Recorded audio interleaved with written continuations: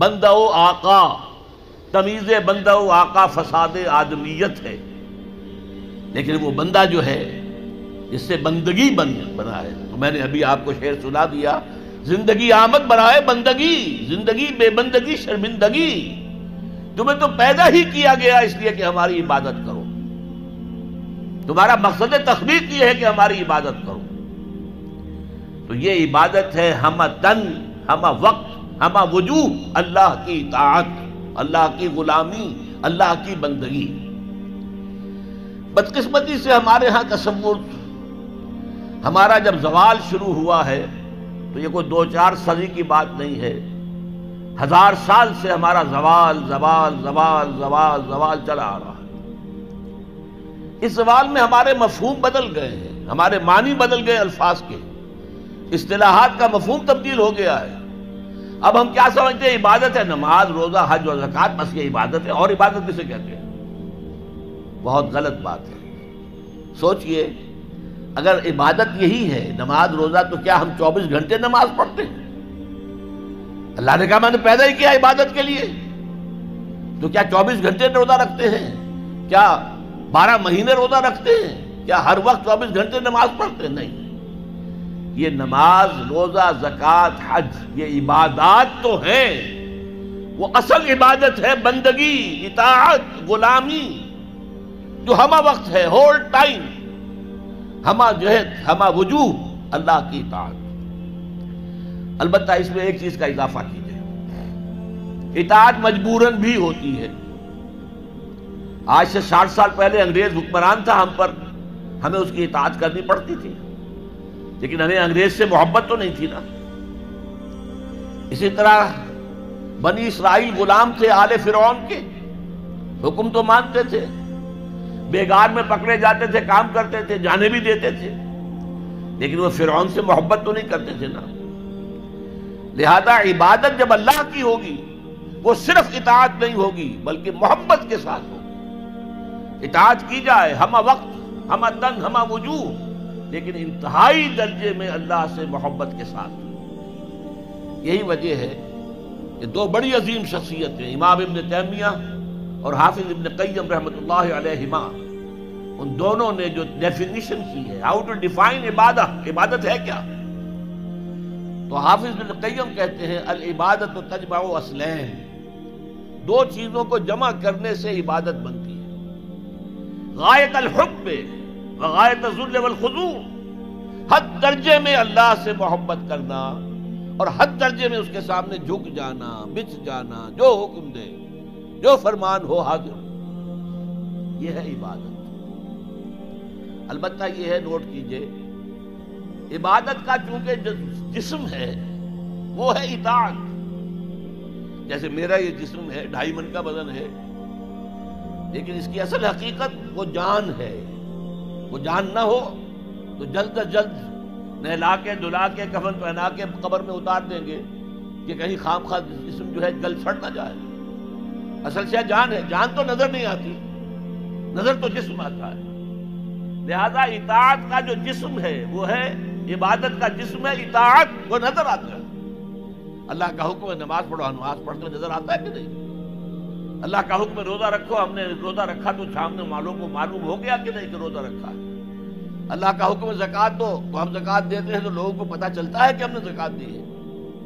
اللہ کا حکم ہے کہ اگر صاحب استطاعت ہو تو حج کرو، تو جب ہم حج کرتے ہیں لوگوں کو نظر آتا ہے کہ ہم حج کر رہے ہیں۔ لیکن یہ عبادت تب بنے گی جبکہ اس میں حد درجے کی محبت شامل ہو جائے۔ الا لا ایمان لمن لا محبت له، الا لا ایمان لمن لا محبت له، الا لا ایمان لمن لا محبت له، جس میں یہ محبت نہیں ہے اس کا کوئی ایمان نہیں۔ محبت اللہ کی نمبر 1 اور محبت اس کے رسول کی نمبر 2، یہ دونوں محبتیں ہوں تو ایمان ہے، ورنہ نہیں۔ قرآن میں فرمایا گیا والذین آمنوا اشد حبا للہ، اشد حبا للہ۔ اشد کا لفظ آپ جانتے ہیں شدید ترین، جو واقعی صاحب ایمان ہیں وہ شدید ترین محبت کرتے ہیں اللہ کے ساتھ۔ اور رسول نے اپنے بارے میں فرما دیا بہت خوبصورتی سے، لا یؤمن احدکم حتی اکون احب الیہ من والدہ وولدہ والناس اجمعین، تم میں سے کوئی شخص مومن نہیں ہو سکتا جب تک کہ میں اسے اس کے باپ سے، اس کے بیٹے سے اور تمام انسانوں سے زیادہ محبوب نہ ہو جاؤں۔ تو یہ محبت روح ہے، نظر تو نہیں آتی، نظر آئے گی اطاعت کہ آپ نے اللہ کا حکم مانا، رسول کا حکم مانا، لیکن یہ اطاعت عبادت تب بنے گی جبکہ اللہ کی محبت کے جذبے سے سرشار ہو کر اللہ کی اطاعت کی جائے۔ چنانچہ قرآن میں اس کی بڑی عمدہ مثال ہے، جب حضرت موسیٰ علیہ السلام پہلی مرتبہ فرعون کے دربار میں پیش ہوئے تو فرعون نے مذاق اڑایا کہ یہ آیا ہے یہ موسیٰ اور یہ ہارون اس کا بھائی، اور یہ ہم پر حکم چلانا چاہتے ہیں، وَقَوْمُهُمَا لَنَا عَابِدُونَ، حالانکہ ان کی قوم تو ہماری عابد قوم ہے، غلام قوم ہے۔ اب یہاں عبادت کے کیا معنی ہے؟ بنی اسرائیل پوجتے نہیں تھے، وہ بادشاہ کی پرستش نہیں کرتے تھے، لیکن بادشاہ کی اطاعت کرنے پر مجبور تھے، اطاعت کرتے تھے۔ اس کو اس نے کہا وَقَوْمُهُمَا لَنَا عَابِدُونَ، ان کی قوم جو ہے وہ تو ہماری عابد ہے، عبادت گزار ہے، ہماری غلام ہے، ہماری اطاعت شعار ہے، ان کو کیا حق پہنچتا ہے ہماری بلی ہمیں کو میاؤں۔ اچھا کوئی شخص کہہ دے کہ یہ تو فرعون کا لفظ ہے، آپ اسے دلیل کے طور پر لے آئے، اللہ کا لفظ تو نہیں ہے یہ، تو وہ بھی سن لیجئے۔ ایک دوسری ملاقات میں حضرت موسیٰ علیہ السلام نے جب دعوت پیش کی تو فرعون نے طنز کیا، الم نربک فینا ولیدا، اے فرعون، اے موسیٰ تم وہی نہیں ہو جسے ہم نے اپنے گھر میں پالا پوسا تھا۔ اللہ تعالیٰ کے حکم سے حضرت موسیٰ کو تو ایک صندوق میں بند کر کے دریائے نیل میں ڈال دیا تھا ان کی والدہ نے۔ وہ محل کے پاس سے گزر رہا تھا کہ وہاں کچھ عورتیں جو ہے دریا پر آئی ہوئی تھی نہانے وغیرہ کے لیے، انہوں نے وہ تابوت جو تھا صندوق کو پکڑ لیا، اس میں حضرت موسیٰ نکلا ہے، اور اتنے خوبصورت تھے یہ فوراً سمجھ میں آ گیا تھا یہ کوئی اسرائیلی ہے، اور اسرائیلی بچوں کے بارے میں حکم تھا کہ فوراً قتل کر دو، اگر لڑکا ہو، لڑکی ہو تو زندہ رہنے دو۔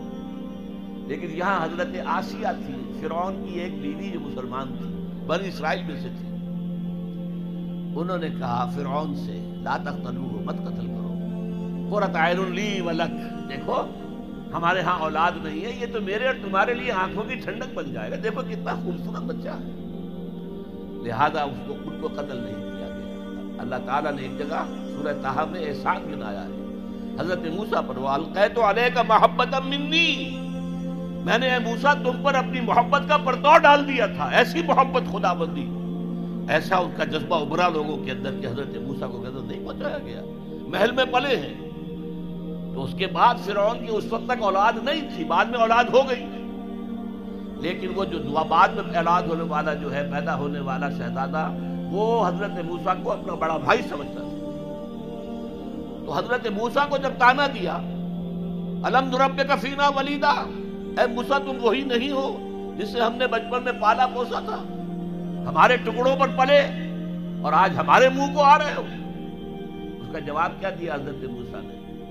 وَتِلْكَ نِعْمَةٌ تَمُنُّهَا عَلَيَّ أَنْ عَبَّدْتَ بَنِي إِسْرَائِيلَ، بڑا احسان کیا تو نے کہ مجھے اپنے گھر میں پال دیا اور میری ساری قوم کو غلام بنا رکھا ہے۔ ان عبدت بنی اسرائیل، یہاں بھی لفظ عبادت آیا، تو لفظ عبادت کا پہلا اطلاق اطاعت پر ہے، البتہ اس کی روح جو ہے وہ محبت ہے، روح نظر نہیں آئے گی، جسم نظر آئے گا، لہذا عبادت کا جسم اطاعت، اللہ کی اطاعت ہمہ تن ہمہ وقت ہمہ وجوہ، اور اللہ کی اطاعت کا راستہ اللہ کے رسول کی اطاعت۔ بمصطفیٰ برساں خیش را کے دی ہمہ اوست، اگر بہو نہ رسیدی تمام بول حبیث، اپنے آپ کو مصطفیٰ صلی اللہ علیہ وسلم کے قدموں میں پہنچا دو، اگر وہاں تک نہیں جاؤ گے تو یہ سب بو لہبی ہے، پھر باقی ساری باتیں جو ہے اس کا اسلام سے کوئی تعلق نہیں۔ اور حضور کی حدیث میں آپ کو سنا چکا، لا یؤمن احدکم حتی اکون احب الیہ من والدہ وولدہ والناس اجمعین، تم میں سے کوئی شخص مومن ہو ہی نہیں سکتا جب تک کہ میں اسے تمام انسانوں سے، یہاں تک کہ اپنے باپ سے، اپنے بیٹے سے بھی زیادہ محبوب نہ ہو جاؤں۔